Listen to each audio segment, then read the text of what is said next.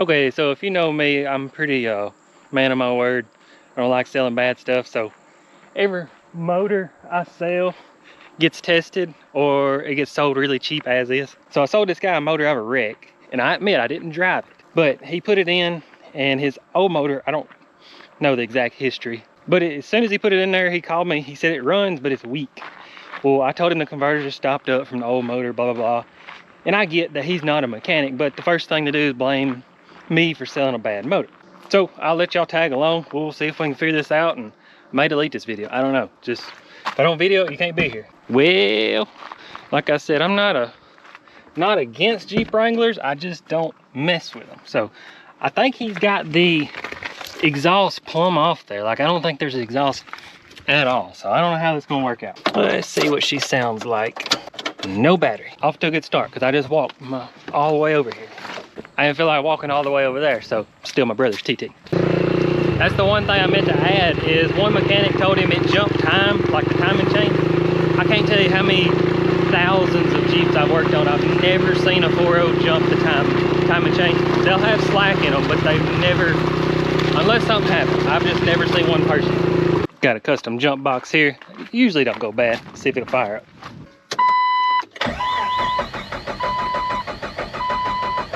Well,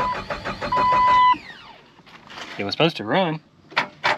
Alright, it finally just randomly fired up for some reason, so the RPM gauge wouldn't come up at all. So first instinct, cranked it. No, he's really been wearing AutoZone out, so let me get it over to the shop. Run. Alright, first things first, I'm gonna get some sort of exhaust on there. I didn't know I was gonna have to run a new exhaust, and I don't have Wranglers, so I'm just gonna try to fab something up so I can just hear the motor, what it's trying to do. First thing, I don't like seeing gray. That's, like I said, that's AutoZone, but let me figure something out here. So this has been like a 4-month deal. You know, sold it and got it in there and said it just never run right. Well, first thing I see, I don't really care, is the radiator is pouring. So I don't know, nobody, I don't like saying bad stuff about people, but you just can't ever tell if people are telling the truth or not. But that radiator is horrible. So I don't know if it's been stopped up, and if you look, that's front side is running really rich, and that one's not. So doesn't really answer any questions yet. I just saw that and thought y'all would like to see, because I mean, that's, if you had pressure in there, that's going to be out. I only had it in the shop like 3 minutes, so I mean, that's going to be out of antifreeze quick. So like I said, I don't have Wranglers, so I don't have a full exhaust or nothing to put on there. So my test stand there, I've just got something that'll go down, come out. This is enough to run, because like I said, I run my test stand on there. So start doing some reading stuff. So something's real simple to do. It won't crank, it'll spin over. Well, now it's gonna crank. But I was making sure the crank sensor is working. I've taught this before, but pretty much 91 to, I would guess, 06. But I found the starter relay, and then either ASD or fuel pump, they're pretty much the same. They kick on the same time. Just lay your finger on them. You can hear them clicking. So as long as they're kicking, that means the crank sensor is reading. Now my next thing is maybe the cam sensor right there. It don't look like it's been changed at all. So I still think it's got a dead miss for some reason, but let's check that cam sensor out. I wish I'd video stuff as I'm doing it, but I have to make a living, I have to work. I promise I don't make this stuff up. This motor was in a bad wreck, but it did run. So I took the cam sensor off. If you can tell, there's supposed to be a magnet right there where my thumb is. That's the magnet on the inside laying right there. Let me get some tweezers and I'll get it out. And we're off to a good start. And that's why I say it's nobody's fault. I'm not blaming the guy, I'm not blaming his mechanic. It's in a bad wreck, it run, so who's the fault? Still not saying the Jeep's fixed, neither. So this is pretty common, I've seen it several times. It's just that little magnet right there belongs up there. You probably could just glue it back, but you see that one's already glued. Got a check mark, which means I've run it. So let's bolt it on and see where that gets us. So now I got that sensor bolted in. I still think we're gonna have a problem on the first bank up there. It could be.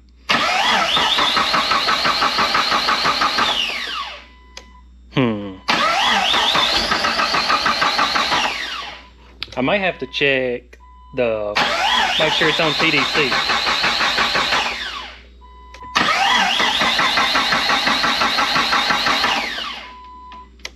I'm gonna check if it's on TDC. So what I meant by that is there's a little, inside this thing, there's a little hole. You put the motor on TDC and then you put like a little piece of wire or something, just so it's phased properly with the motor. But I pulled everything apart just to be safe. I was doing a compression test.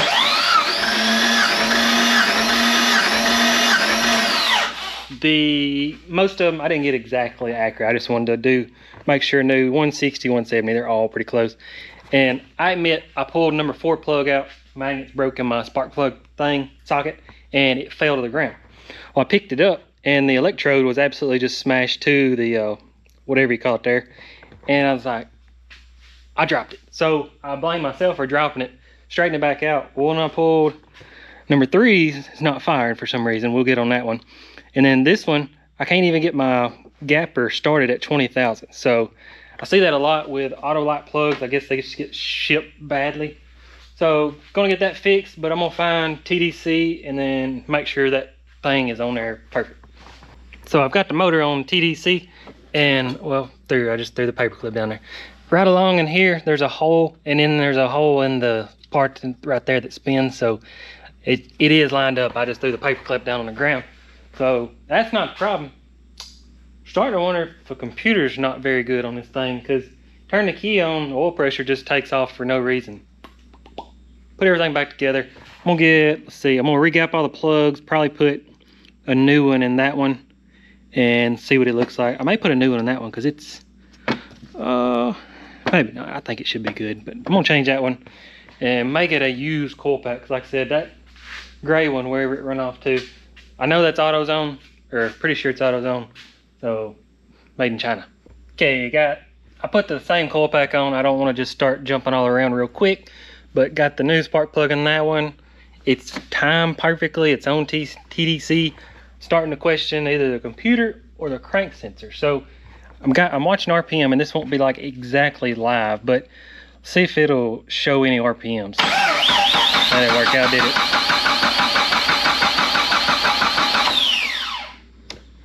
So the crank sensor is working, but it's not cranking.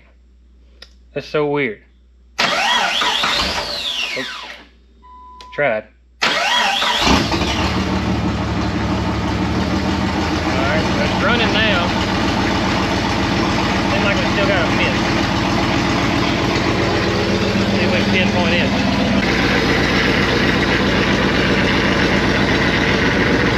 Two's working. So that one's trying to run now. No. So it's running better without that injector. Hear that? It's running pretty good.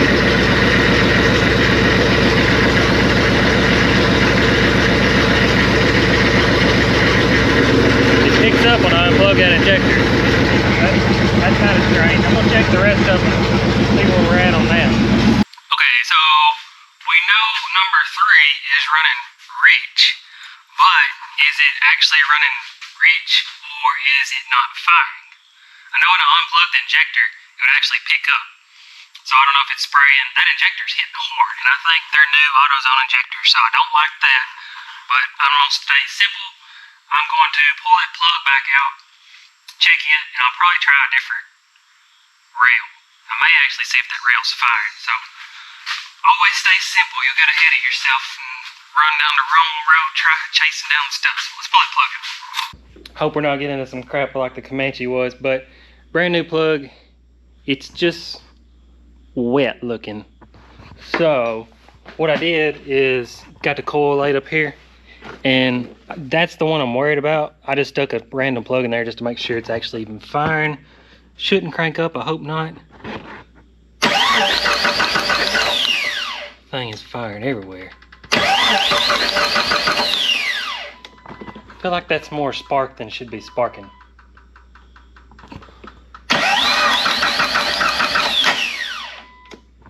Let me go grab another rail, see what it looks like. All right, got a new coil pack in there. I still haven't figured out the cranking issue. Still wondering about crank sensor.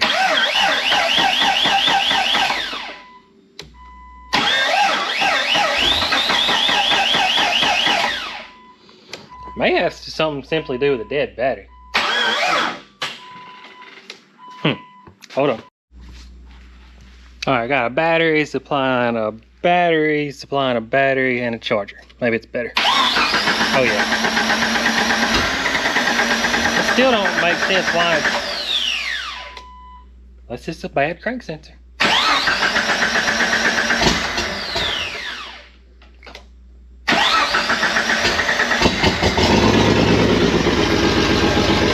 Alright, still sounds like a dead miss. I don't remember if I hooked the injector. No. I had to turn it off and start over. I'll kill it and re-crank it again when it reaches this. Alright, let's see if it'll fire up. Wanted to. Still a dead miss.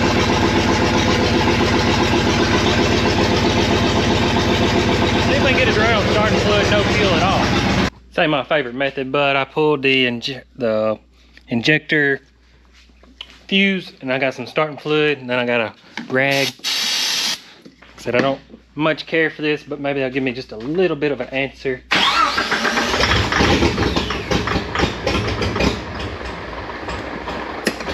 They don't like it, I tell you that. Let's try a little bit less, maybe.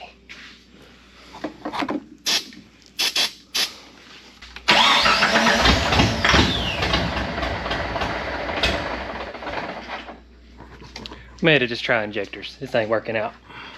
Alright, I'm not a big fan of doing this, but I got the coil rail undid. Said I did.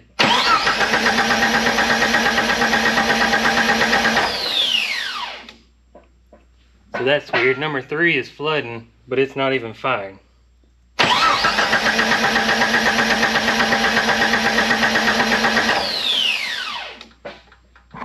How's that even possible?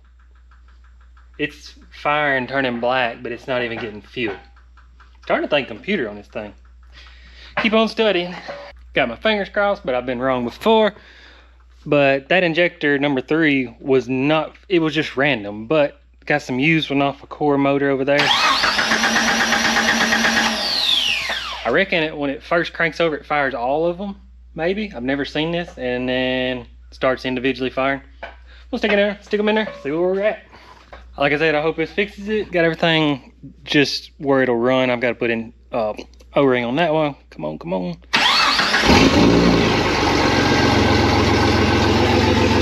look at that.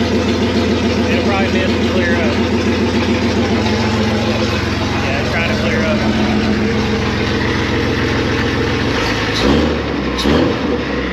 Ain't that so amazing? You buy brand new stuff to get good stuff, and look what happens. Runs good. Everything, well, I don't even know if I ain't putting that coil back on. I'm gonna button everything back up and we'll go for a test drive. Well, I gotta do the O-ring first. Got it all back together. Let's see how she cranks. Fuel rail was bone dry, so that's pretty good. It'll have a little mist and it'll clear up like it did before. Part of what it does.